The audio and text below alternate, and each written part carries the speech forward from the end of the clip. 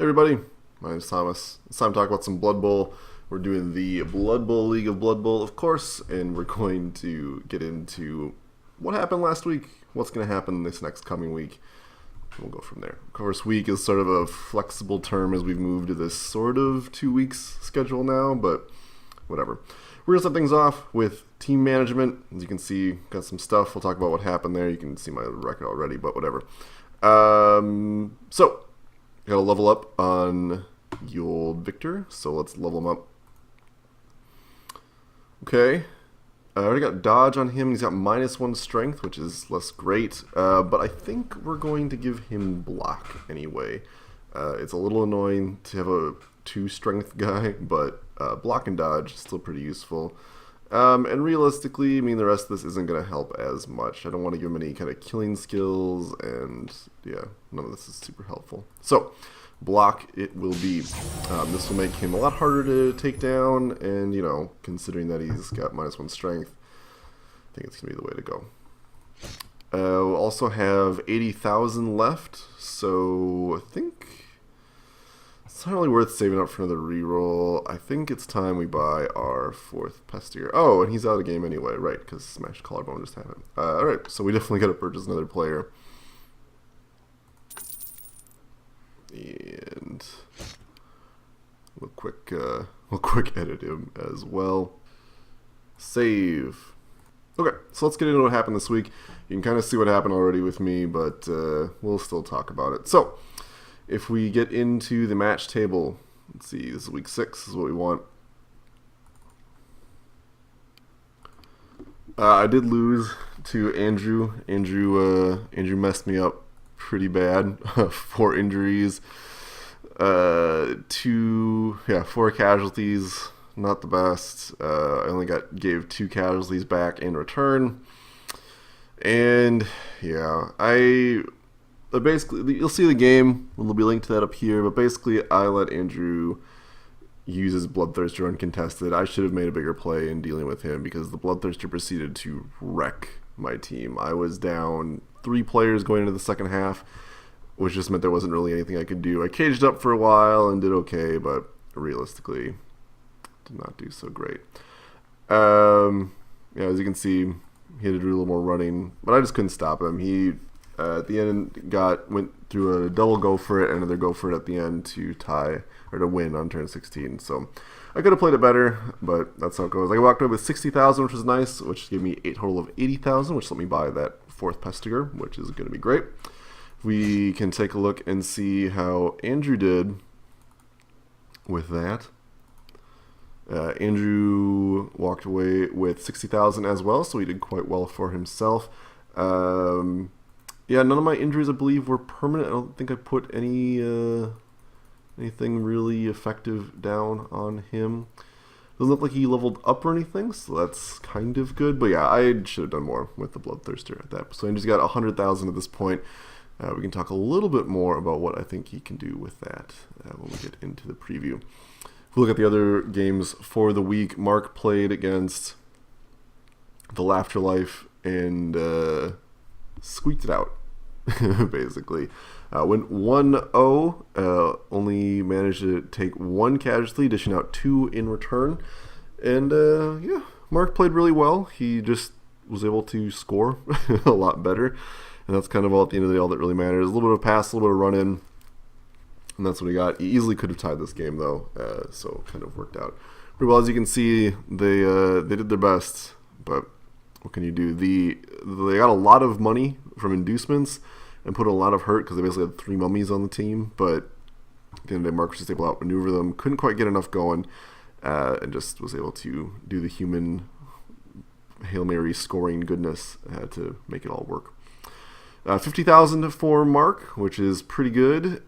Puts him kind of a weird place where he spent all his money, so there's not a lot for him to do. He could certainly put some money into winning more kickoff events, but I think he's got some of the highest fan factor right now, which will definitely influence his fame, which will help everything else. I don't think he had any levels up that I remember. This catcher got +1 agility, which is pretty ridiculous, but we can definitely talk about what happens more as we get into the preview. Chris won his game against the Dwarf team as predicted.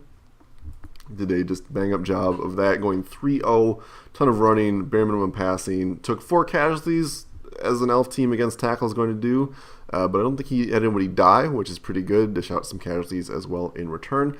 Walked away with 50,000, which is going to be good for him. Puts him at 90, and he's got a couple of level ups here as well. More on his blitzer, another on a lineman, which, whatever. Although he could definitely get kick at this point, which wouldn't be a bad thing for him. Either way, I don't know what he's going to do for 90,000. He could definitely pad out his roster a little bit more. He could also just wait and save up and either get another reroll, which he kind of doesn't need because he has leader at this point. But 4 is never a bad thing. But you could save up as well and get another Witch Elf because he'll for sure have 110 moving into next week. I think he could get 4 blitzers total, so it might not be a bad idea to get another player with block on his line. It would make him a little bit stronger overall, but we'll see. His blitzers are definitely getting very strong, so it might be worthwhile to just get that Witch Elf. It's up to him. He definitely, like I said, could buy the blitzer, though, which actually might not be a bad way to go since he has enough money for it. But again, getting too into it and not enough of the review. If we look at the Dwarf team, what they walked away with, only 20,000, so not very lucky on the roll there. Did get a couple of level ups out of that, which is a good deal for him. And if we go down here to the Chaos team versus the Amazons, Chaos won this one pretty hard from what we can see. 4 casualties sustained for the Amazons, 4 KOs, only 1 casualty dished out in return, barely any running and passing. Chaos team did their thing. 50,000 for Graith, so it's some good deal for him. If we take a look at his lineups here, no big changes, it appears. He's got some stats up, but for the most part, nothing in particular to really change. And let's look at the Amazon team, which at this point is looking pretty sad in terms of overall living. 50,000, so not too bad for losing. Still got a fair amount of money out of that. And got a level up out of the deal, and of course, walked away with some injuries in a permanent manner. Well, just mix the game, so that's not too bad. They got a level up on a blitzer, which is a good thing for him. And let's take a look at the last match of the week, which was a forced tie between the Lizard team and the Necromantic team. I'm not quite sure what happened with them. Just didn't work out, it appears. So 1 touchdown each and an MVP. Walked away with 50,000 for the Lizards. Walked away with 50,000 for the Necromantic team. Still hasn't leveled up these guys, obviously, because nothing really happened. White got a level up here, and the Zombie. I think that might be from the previous week, but I don't remember for sure. The stupid Werewolf got another level up as well. Let's take a look at the Lizard team. Lizard team also walked away with 50,000, so good deal for him. There's another level up on a Skink, which is never a bad thing. Sidestep is always nice. Might get a double, worst case scenario. So yeah, looking pretty good. Only has 50,000 here, but it's not the end of the world. He can, honestly, he has to save it at this point. Could put more money into assistant coaches or something, but I really think he'd be better off just saving up. Packing his last couple weeks with as many sources as possible would be the best way to go forward. All right, let's get into week 7 here. We're going to do a little preview and talk about some more of the teams I haven't talked about. Lizards are playing Mark next week, so let's talk about the Lizard team. Lizard team will have 1 level up, which will boost their team value to the terrifying 1130. Like I said, I don't think there's anything you can spend money on that would be any good at this point. Saving up for more sources will help him out the last couple weeks. Help him finish stronger otherwise than he would. If we take a look at Mark's terrifying team, he's getting just SPP everywhere. Let's take a look, see if there's any big changes here. Not really. Line with Russell. Yeah, this catcher has +1 in agility and sidestep. Mark has 4 rerolls now. It is just terrifying all around. You could put more money into this, but honestly, you might as well just save it. There's not really benefit into getting more stuff. I guess you could buy more linemen because they cost 50,000, and a deeper bench wouldn't be a bad thing. But at this point, he could just save his money. Doesn't really need to increase his much higher team value at this point. So Mark's team value, let's see, 1560 is going to be 430 more than the Lizardman team. So Lizard's going to have a lot of money to play around with. So a lot of things they can do. Might be beneficial to hire a star player to help do some hitting. This match should be pretty interesting, though. Mark has had a pretty consistent run throughout the couple weeks, but I think the Lizard team actually is in a pretty good position of doing some damage. Mark can't really deal with the Sauruses and the Kroxgar very well, so that should play well for the Lizardman team. I will say that the Skinks are still very punchable, so we'll see how that goes. They're very fast, though, and can outrun all of Mark's players. So in principle, they've got a lot of room to work with. They've got sidestep, dodge, lots of good things to deal with. Could go either way. I think Mark will still win just because his team value is so much higher, but at this point, the Lizard team is also getting a lot in return. So it is very possible that they could get enough to pad it out. I mean, they can get a couple rerolls, cheerleader. They could even get a Halfling Master Chef, a couple Budweiser Babes, a Wizard. There's a ton of options. Halfling Master Chef wouldn't be too bad. It would mess with Mark quite a bit, assuming the dice go well for him. So we'll see how that goes. In terms of the Lizardman team's development, sidestep seems like the obvious choice, depending on what kind of crazy doubles he gets. And again, nothing to spend money on there. If we move on to the next match, it is the Amazon team versus the Necromantic team. Ouch. Is the first thing I will say. This jerk werewolf still has to level up. I probably will get something like block or something obnoxious to make him even more terrifying. This white, I imagine, is going to get some skill like guard, which would be pretty good. Would make his line a little stronger.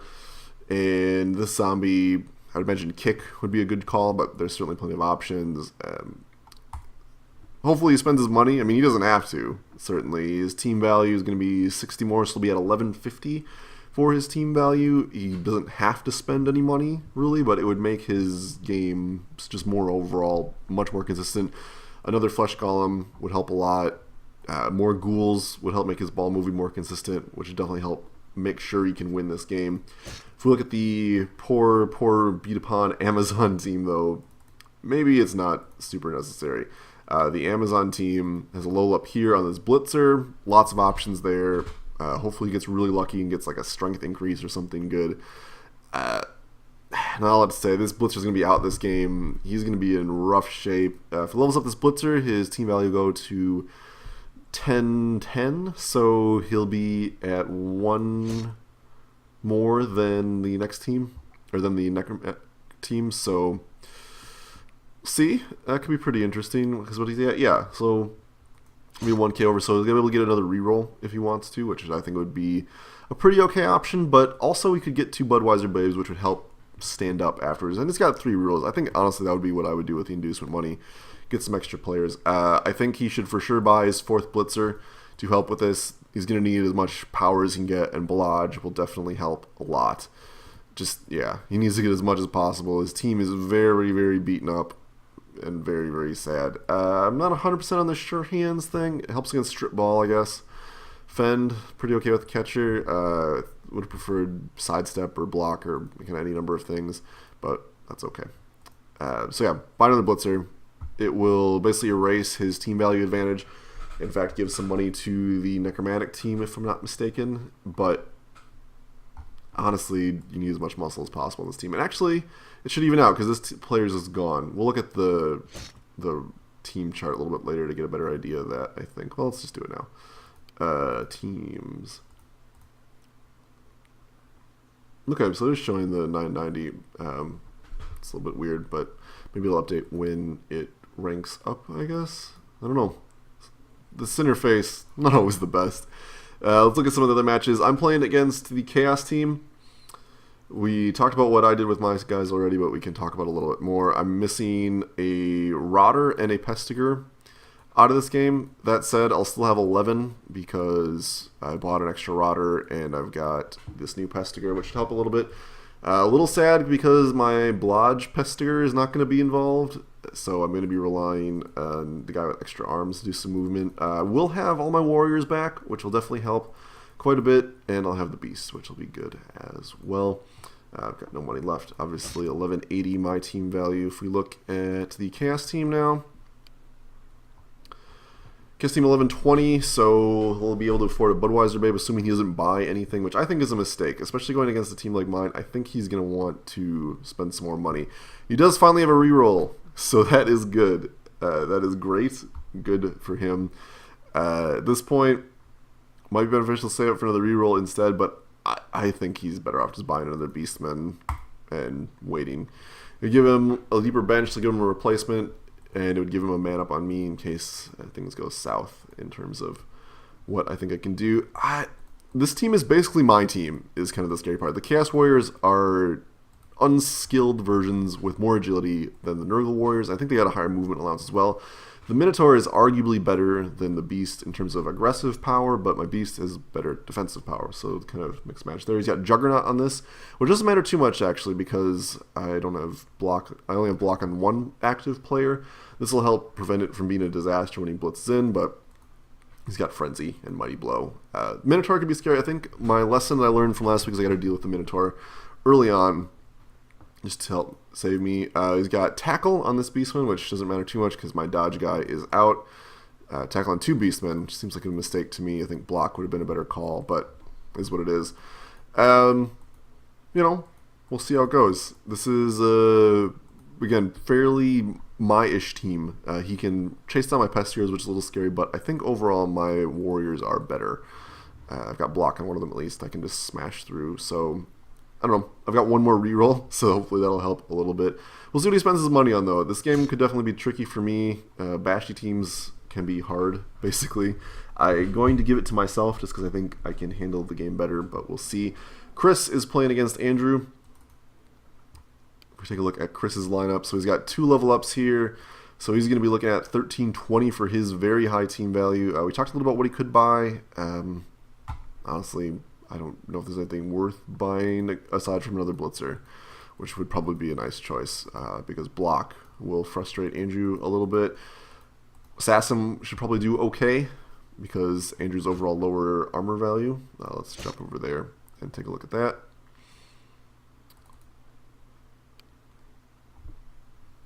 So no inducement money of any note, especially if they both buy things, which I think they should. Andrew should probably pick up his 4th Bloodletter Daemon. Just having better guys than the Pitfighter Cultists will help, especially because this guy is pretty worthless in terms of the 5 movement and not contributing to a lot else. Leader for the other reroll, A+. Block on this guy is great, and of course the Terrifying Bloodthirster should do some work. But the nice part about Chris's team is they're all kind of disposable, and he's got enough block and assassin and things like that to do some damage. Again, lower armor values overall should help Chris. And yeah, more Bloodletter Daemons for Andrew and more Blitzers for Chris should even out team values. Should be a very messy game. I think Chris will do it just because he's got more movement and more ball handling ability, and Andrew, despite pressing his luck a lot on frenzies, will still have problems against Chris's team because strength 3s across the board for pretty much everybody, and I think Chris is better able to position and do more because of his superior players, and his players just have more and better skills, essentially. The Bloodthirster is scary, but as long as Chris either ignores him or stabs him, he should be fine. The stab might be essential. He might also just feed some linemen to him to try to tie him up. Not the end of the world, I guess. We'll see. Could be an interesting game, but I think Chris should win overall. And then Dwarfs versus the Undead team. If we take a look at the Undead team, not a lot going on here. He will technically be short a player, so he should definitely buy someone. -1 agility is probably painful for this ghoul, actually. But he's got 200,000, so a couple things he could do would be to buy replacement white for the one that got killed. I think that would be a good call. And otherwise, I think he get his 4th ghoul. I think he can get both, actually, yeah, because the white's 90, ghoul is 70. So a white and a ghoul would do some good, bump his team value up, obviously to more reasonable levels, but it would also let him do much better against the dwarf team. Dwarf team obviously has a little bit of terror simply because they're so punchy. He's got a lot of money that he could spend. He's got a blocker that leveled up, so that'll be exciting. Guard, I would assume, would be what he's going to get on here, because Guard makes the dwarf team pretty terrifying, all things considered. I don't know why this runner is kickoff return, but that's fine, I guess. Troll Slayer got a level up. I would assume some other skill would be in the mix here. I don't know. Dwarves are kind of weird in that they can kind of do a lot of things. He's got tons of options, essentially.